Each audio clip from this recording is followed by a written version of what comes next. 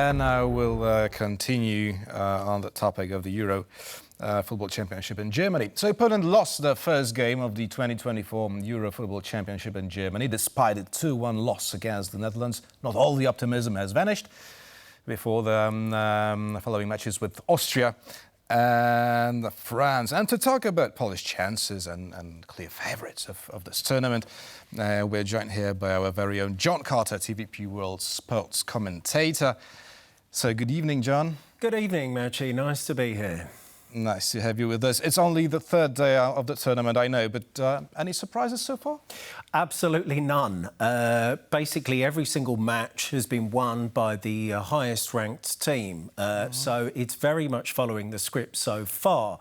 But that is not to say that the entertainment level has not been really high. I mean, we're averaging roughly 4 goals per match. I think the average maybe came down slightly today after there was 3 goals in the Poland-Netherlands game and then 2 just earlier in Slovenia-Denmark. But a lot of entertainment and a lot of good action, and it looks like a great atmosphere in Germany at the moment. And we're still awaiting England-Serbia game, which... coming very soon. Which should be quite interesting, as both teams they prefer to play quite an offensive football, right? That's very true, yeah. I mean, England slightly tend to hold back a little bit in major tournaments, but I think Serbia, a team full of really strong players, so I think it's going to be England's sternest test in the group phase, definitely. Right, so we mentioned just just one of clear favourites of this tournament. We also have France.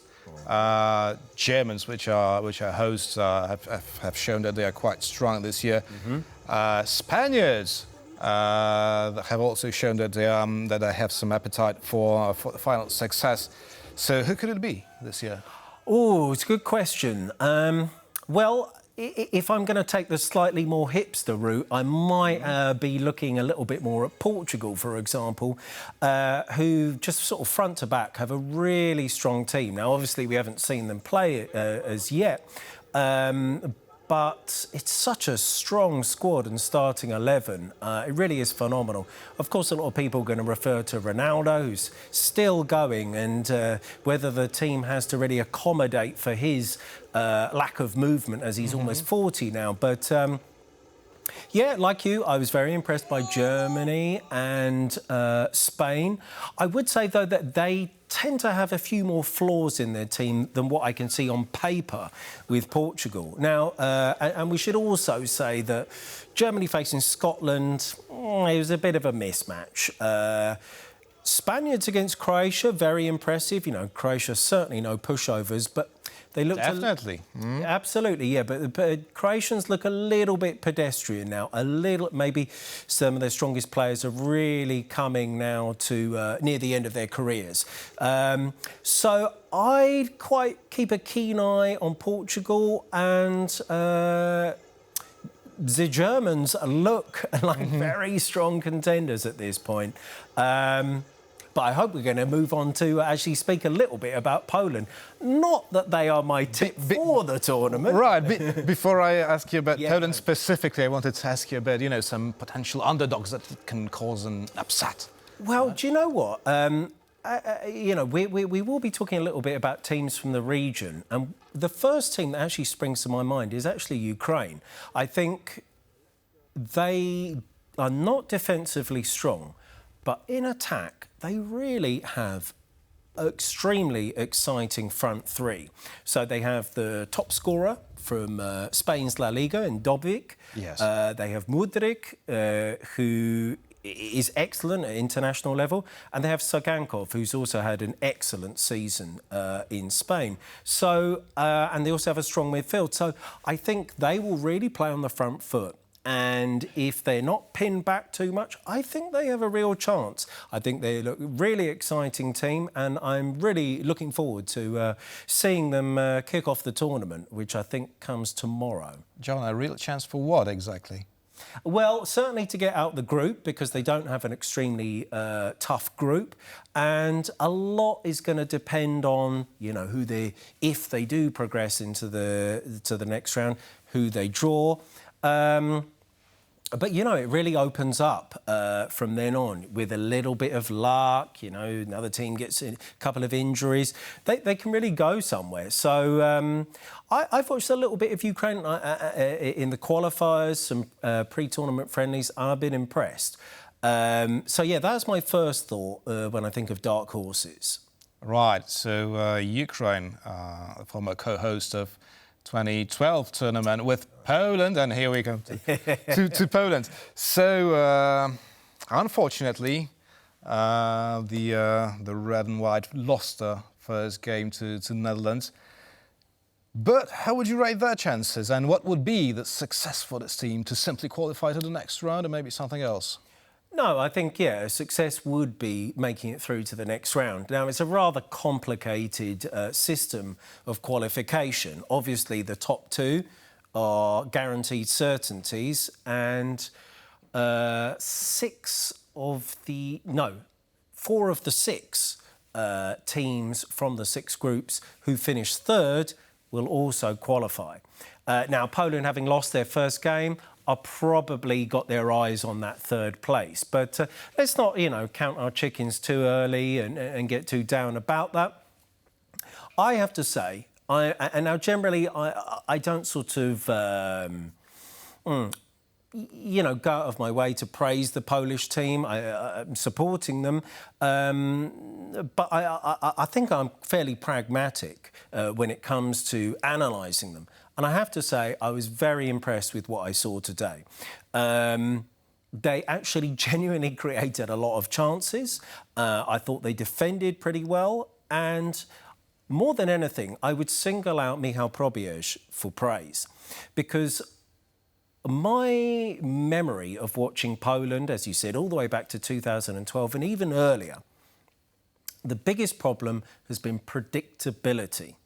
You always kind of know the way in which Poland will play. It's very sort of pedestrian, and let's thump it forward to Lewandowski, and will he do some magic for us?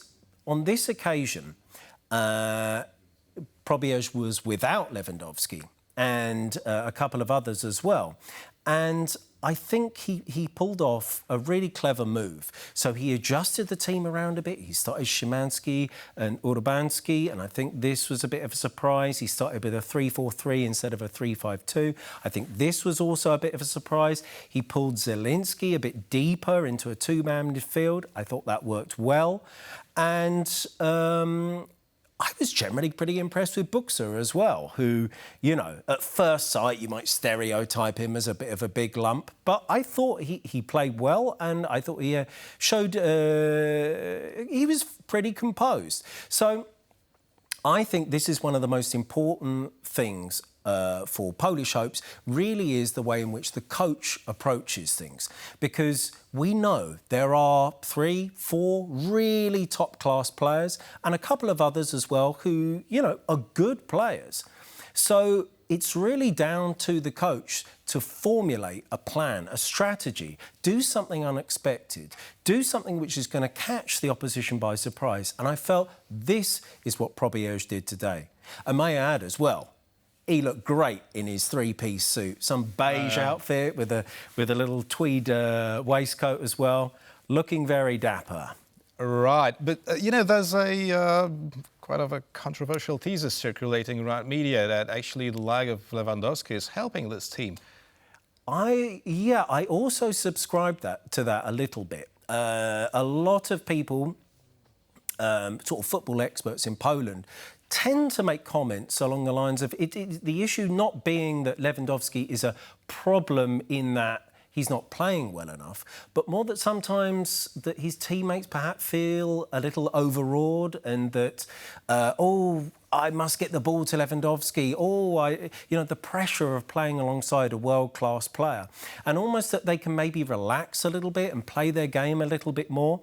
And I would also say that Lewandowski, you know, given that he's now 35 and he doesn't possess a great deal of pace, what you're really getting from him now is just a bit more of a poacher. Yes, he holds the ball up well, but I think at international level, what you really want is either someone very big, so you can launch the ball, cross the balls in, have someone head the ball, or very fast. I know they're very basic things, but unless you're genuinely like, an all-round forward, it can often cause more problems to just have these very simple attributes such as, size and pace.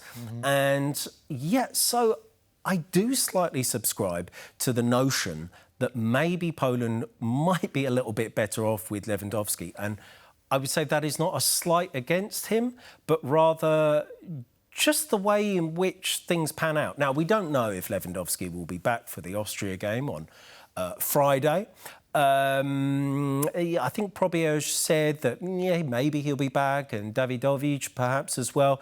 And I assume if he's 70, 80% fit, he will start. It's one of those things. He's, alongside Szczęsny, he's the only world-class player that Poland have. You just simply have to start him. So we will see. But as I said, Buxa impressed me, and I expect him to feature certainly at some point in the next match. Right, John. So Ashim, only a few minutes ago, said that the only way for Poland is to go up because it's, not in the best position right now. So what's the only acceptable scenario for this group? As so often is the case with Poland, when you come to the second match of the group, it is do or die, you have to say, especially given that the final match is against World Cup finalists France, obviously the strongest team in that group and maybe the strongest team in the whole tournament. But so, you know that French actually tend to lose the third game of the tournament, and that happened for like 4 times in a row. So, is that right? I'm not aware of that. Okay. So there's a glimmer of hope, Perhaps there is. I would say, though, that the pressure really is on the Austria game, which is going to be very tough. Austria have a very specific way of playing, very fast, very high pressing. So it's going to be very interesting to see the way in which Poland combat that. But as I mentioned earlier, I think I was a little bit sceptical about Probierz when he was appointed, but thus far, this is his first defeat, was today, and I think, it was unfortunate. So I have faith in him to come up with a plan to combat Austria, and if they do get 3 points against Austria, they put themselves in a very strong position to actually qualify. So I have to say, for the first time in many years, I genuinely feel quite optimistic about that, about Poland's chances of getting through this group, which I have to say, I was extremely pessimistic coming into today. I didn't, most of the matches I've seen, friendlies, qualifiers, it's been absolutely disastrous. And but perhaps a lot of that owed to the kind of disastrous spell with Fernando Santos in charge at the beginning of the qualifying campaign. And actually, if we look at it, Probierz has brought in the results so far, albeit against mediocre teams. But I actually have a bit of faith. I wish I could share your faith. But, well, maybe I'm just too used to Poland, to high hopes we always have. And then the obvious happens, right? It's just 3 games and we're going home. The difference, I would say, is now, especially if we think about the World Cup, when we saw the opening game, we just saw such a stale, slow, sluggish, predictable team, as was in the last couple of tournaments. We didn't see that today. So I don't think my optimism is kind of mislaid, is not founded in something genuine here. Right, well, it's, worth remembering that this team is actually in the very process of rebuilding itself, right? True. So, If not this tournament, the future looks bright for Poland. Let's agree to that. Yeah, absolutely. And I would also single out today, the hero of the World Cup in Qatar was definitely Wojciech Szczęsny, and today he was excellent again today. So I would single him out for praise. And also Zalewski as well, I thought was really good. So I think there's plenty of room for optimism, and we'll see come Friday. Awaiting next game of the Polish football team with hope